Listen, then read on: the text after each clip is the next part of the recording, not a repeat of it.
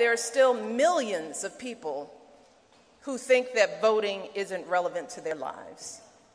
Or they think that voting won't make a difference. Or they think the system is rigged, so why bother? Or maybe they feel overwhelmed, like the issues are too complicated and that politics is just too ugly. So they just don't want to get involved. Some folks are real busy, They're like, hey, I got so much going on. I'm just trying to get my kids to daycare, trying to get to work, maybe get some sleep. They just feel like they don't have time for anything else in their lives. And trust me, I get it. I get being busy. And I definitely get feeling frustrated.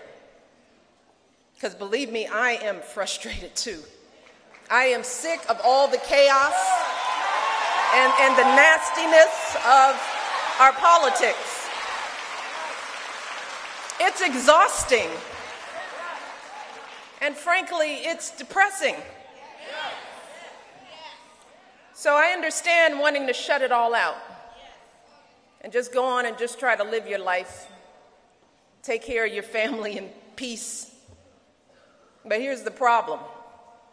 While some folks are frustrated and tuned out and staying home on election day, trust me, other folks are showing up.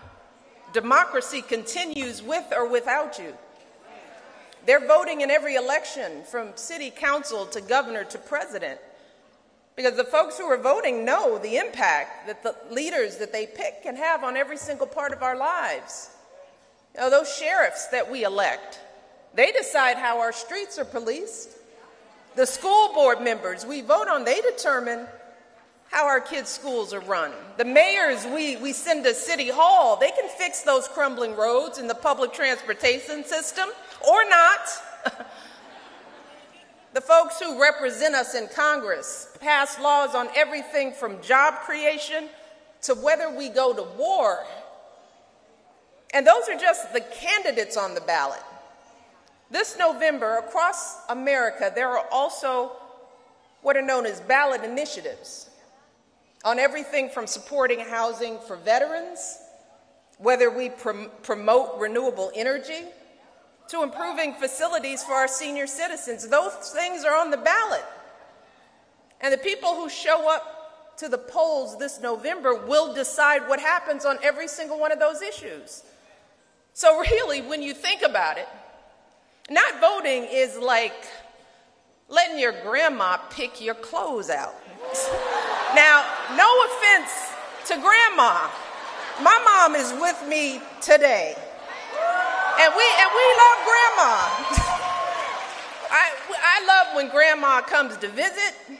I love spending time with it. I love eating her pie, eating her chicken. But how many people here, especially those of you under 30, would let your grandma decide what you wear to the club? How many of you would drive the car that grandma chose for you to drive? Or live in an apartment with furniture that grandma picked out for you? All jokes aside, My point being, and I'm being funny, is that not many of you would want somebody who's not you, doesn't live in the same space as you, doesn't see the world in the same way as you, even when they love you and you love them, you wouldn't let them do that for you. Because you know that grandma's choices for you are not the choices you'd make for yourself. What grandma thinks is good for you isn't necessarily what you think is good for you, with all the love in the world. And you certainly wouldn't go to some random stranger in the street somewhere, somebody who doesn't know anything about your life, someone who doesn't care about your community, doesn't understand it, doesn't know it, and ask that person to pick your doctor. Or have that person figure out whether your daycare is safe or whether the water you're drinking is clean. You wouldn't expect somebody else to take care of your stuff. But when you don't vote, and that's the thing I don't understand, when you don't vote, that's exactly what you're doing. You're letting other people make some really key decisions about the life you're going to live, the place you're going to live, how it's going to work out for you. You're just saying, you do it. And you may not like what they decide. You might not like living with the consequences of other people's choices. But that's what happens when you stay home. You're essentially putting your future in the hands of others. And the truth is, that's exactly what some folks are hoping that you'll do. You know, they're hoping that you'll just let them make these important decisions for you. Just sit back, let me figure this out for you. There are people out there right now who are making it harder to vote. But we have to kind of sit with that for a moment, because you got to ask yourselves, in this democracy, why on earth would anybody, regardless of party, want to make it harder for people to participate in the democracy? But that's happening right now all over the place. They're closing down polling places. They're making it harder for volunteers to get people registered. They're finding all kinds of ways to keep you at home, hoping that when you hear about all those things, you'll just give up and just think that voting is just too hard, that it'll take hours of your time, that it requires some special skills and expertise that you don't have. That's what they want. And you can see how those kind of tactics can start make people start feeling like this is just too hard for me. We all know someone who feels like that. Again, regardless of party. We all know someone who thinks that way. An uncle, a neighbor, someone you grew up with. And that's why we're here today. Because we know that it's going to be up to folks like us who will come out on a Sunday for a rally like this to help those folks out, to help tell the truth about voting. And the truth is that registering to vote just isn't hard. It doesn't take long. It's just a few minutes. And once you're registered in many states, including here in Nevada, you can vote by mail. I do that all the time. I vote by mail in my house, in my jeans, in my sneakers, comfortable, not rushed, not hunkered over. Fill out the table, the ballot at your kitchen table, and just drop it in the mail. And it works. It's just that easy. And voting in person can be just as fast. In fact, in 2016, the average length of time voters waited in line at a polling place was about 11 minutes. Just 11 minutes, and that's an average, right? Some places it was even shorter than that. Just think about, you spend 11 minutes on your phone, you know, watching videos on a given day. You spend 11 minutes choosing the Instagram filters to text your boo, right? So the thing we just have to tell ourselves, we have 11 minutes to do a lot of stuff. And if we have 11 minutes to do stuff that does nothing for our daily lives, then we've got 11 minutes to vote. And trust me, and here's something I just want to make sure people understand. Voting does not require any kind of special expertise. You know, you don't need to have some fancy degree to be qualified to vote. You don't have to read every news article to be qualified to vote. You know what you need to be qualified to vote? You need to be a citizen. You know, you need to be a part of this country.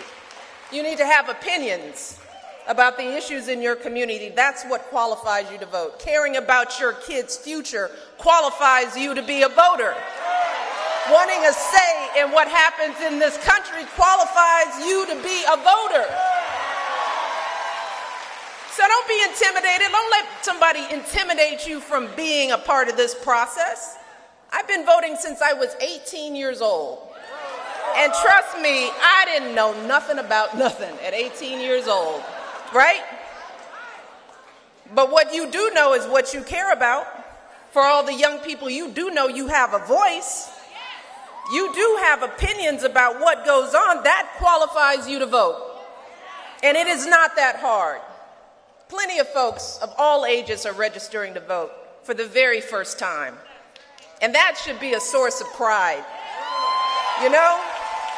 That should be as important as getting your driver's license, right?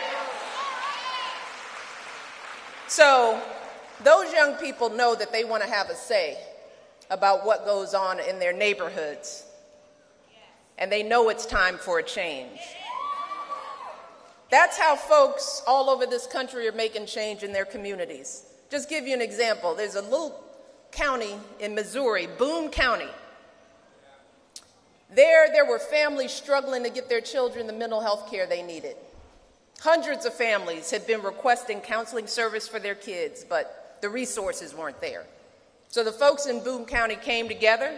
They came up with a plan to fund children's mental health care. They gathered up signatures they needed to get their issue on the ballot, and then they got out and voted. And today, just a few years later, in Boone County, they're providing counseling for kids who need it. They're doing mental health screenings for every child in that county. And they're training teachers and child care advocates to better support kids with mental health challenges. And this all happened because folks in that one county, in one part of this nation, believed that their kids deserved better. And they knew that their vote was the way to make it happen. So don't let anybody tell you that that vote doesn't matter. Those folks in Boone County could have just sat back and said, oh my God, this is awful. Our kids aren't being treated well. What a shame. Everything feels so hopeless, so I'm just going to stay home. They could have done that. But they realized that it's actually the other way around, how our democracy works. They realize that the only way to make change in this country is to get out and vote for the change you're looking for. And when they showed up to vote, things happened. And the same thing can happen on every issue, everywhere in this country. That's how change happens in America.